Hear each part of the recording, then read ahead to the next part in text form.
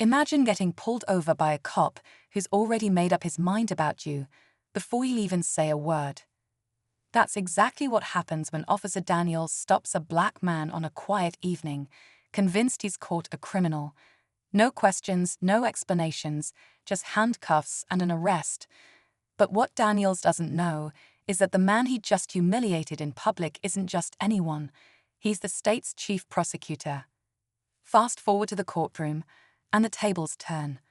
Officer Daniels walks in, expecting another routine case, until he locks eyes with the man he arrested. The realization hits him like a freight train.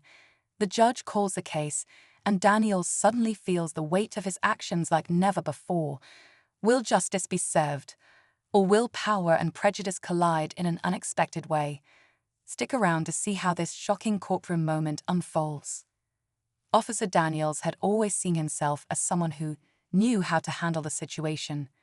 He'd grown up in a small town with a lot of assumptions about the people he was meant to protect and serve.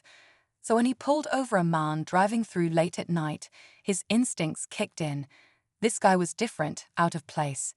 He didn't fit the profile Daniels had created in his mind. The man, who had remained calm and cooperative throughout the entire stop, didn't fight back. He didn't give the officer any reason to escalate things. But Daniels wasn't interested in hearing anything beyond his own prejudices. He made the snap decision to arrest him, believing it would be just another easy case.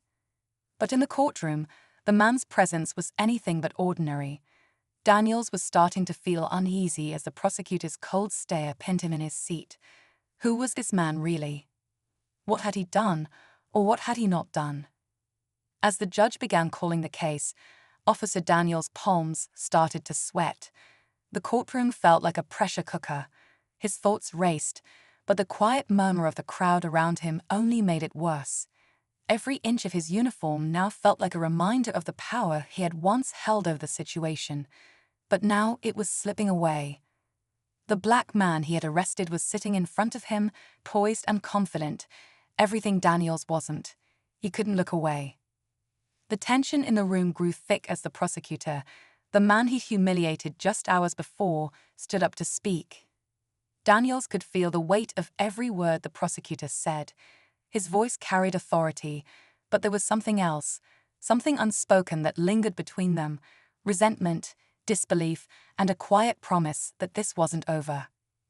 What had Daniels done wrong? Was this just a mistake, or was there something deeper? Something systemic at play here? As the prosecutor's opening statements began, Daniels couldn't shake the feeling that this wasn't just a case about a simple arrest. It felt like it was about something much larger, a reflection of the way the system operated and how often people like him, like the prosecutor, were left to bear the brunt of that reality. Every move Daniels made, every glance, seemed to draw the eyes of everyone in the room. He felt exposed, under a microscope. The air seemed heavier as he realized he was no longer in control of the situation. But what did that mean for him? Would his career survive this? Would the truth come to light? Or would the weight of his choices pull him deeper into the darkness he'd been trying to ignore for so long?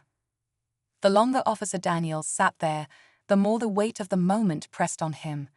He could feel the eyes of everyone in the courtroom on him, but it wasn't the judge or the jury that made him sweat. It was the prosecutor. The man he had wronged, now standing tall, gathering the facts, preparing to rip apart everything Daniels had once stood for. Every time Daniels tried to look away, his gaze snapped back to the prosecutor's unflinching stare. As the prosecutor outlined the events of the arrest, Daniels tried to convince himself that he could still explain it away, that he could cover his tracks somehow. But with every fact the prosecutor dropped, it felt like the ground under his feet was crumbling. This wasn't just about a traffic stop gone wrong. It was about the years of unchecked power, the broken trust, and the systemic flaws he had never bothered to challenge. The prosecutor paused mid-sentence and locked eyes with Daniels again. The room went quiet, so quiet it almost felt suffocating. For the first time, Daniels realized there was nowhere to hide. It wasn't just the law at stake anymore. It was his entire identity, his future, and everything he believed in. The defense lawyer stood up, trying to shake the silence, but even he seemed rattled, knowing the gravity of what was happening. Daniels could feel his heart race, his thoughts scrambling, but the prosecutor's calm composure only made his panic grow. Was it possible that this moment could unravel everything? Would the truth finally come to light, or would the prosecutor find a way to bury it, just like he had buried so many other secrets in his past? Just as the tension reached its breaking point, something unexpected happened. The courtroom door swung open, and a figure entered, a woman dressed in a sharp suit, her expression steely and determined. She wasn't someone Daniels recognized immediately, but the prosecutor's eyes widened, and for a split second, there was a flicker of hesitation in his posture. The woman walked toward the prosecutor's table with purpose, and as she did, Daniels caught a glimpse of her face. She wasn't just any lawyer. She was his own partner from the department, his closest ally. What was she doing here? Why was she on the other side of this case? It didn't make sense. The prosecutor didn't flinch. He didn't even acknowledge her presence. But Daniels knew something had just shifted, something huge. The woman wasn't just there to observe. She was there to represent the state, to back the prosecutor in ways Daniels hadn't expected. She was a key player, a decision-maker who had quietly maneuvered behind the scenes to shift the entire dynamic of the trial. Now the stakes had gone beyond just Daniels' arrest of the man in the courtroom. This case was turning into something far more complex, and it was clear that there were deeper alliances at play, ones Daniels hadn't even begun to understand. Was this woman working with the prosecutor to bring him down? Or had she been the one orchestrating this entire chain of events all along? His mind spun with questions as the courtroom seemed to close in around him. He had thought he was the one on trial, but now it seemed like the real battle was about to unfold, one that could destroy everything he thought he knew. As the woman took her seat beside the prosecutor, Daniel's heart sank. He couldn't understand why she was there, but it was clear now that the case had just become much bigger than he could have imagined. The prosecutor, who had been calm up until this moment, finally stood up and addressed the court. The woman beside him didn't speak, but the power in her presence was undeniable. Daniel's mind raced.